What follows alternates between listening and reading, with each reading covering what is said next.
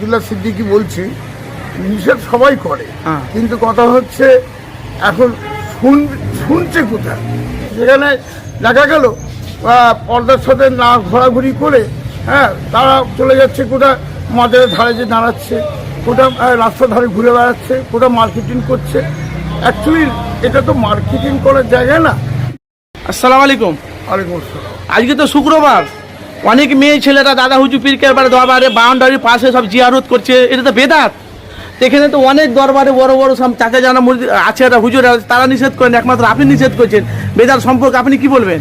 না, নিষেধ সবাই করে। হ্যাঁ, তা আমি আহাকার বড় হজিতুল্লাহ ছোট সাহেবজাদা আব্দুল্লাহ সিদ্দিকী বলছি, নিষেধ সবাই করে, কিন্তু কথা হচ্ছে এখন শুনছে কোথায়। সবাই মানা করে এখানে আসতে, সবাইকে বলে যে আসবে, আমিও বলি যে আসবে, কিন্তু আসার পরে পর্দার সাথে বাড়ির মধ্যে চলে যাবে। কিন্তু বাড়ি যেখানে দেখা গেল পর্দার সাথে না ঘোরাঘুরি করে তারা চলে যাচ্ছে, কোথাও মাজারের ধারে যে দাঁড়াচ্ছে, কোথাও মাজারের বাইরে যে দাঁড়াচ্ছে, কোথাও রাস্তার ধারে ঘুরে বেড়াচ্ছে, কোথাও মার্কেটিং করছে। অ্যাকচুয়ালি এটা তো মার্কেটিং করার জায়গা না। এখানে মানুষ এসেছে আল্লাহকে পাওয়ার জন্য, রাসূলকে পাওয়ার জন্য এখানে আসে।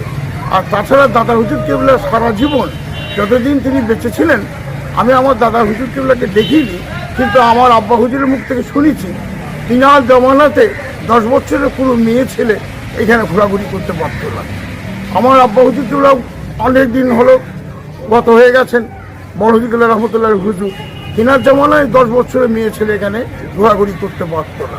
এখন দেখা যাচ্ছে সবাই মিলে যদি আমরা না বলি, তাহলে ওই জিনিসটা আরো অন্যদিকে যেয়ে দাঁড়িয়ে যাবে। কিন্তু আপনি যে বলছেন সবাই মিলে, আমি তো কাউকে দেখতে পাই না, খালি আপনাকে দেখতে পাচ্ছি আমি, কই আমার চোখে তো পড়ে না।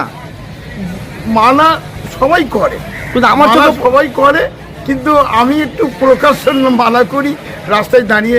যাই হোক, আগামী দিনে আমি আশা রাখবো মেয়ে ছেলে এইভাবে আসবে না, আসবে, আসার পরে তারা বাড়ির মধ্যে চলে যাবে।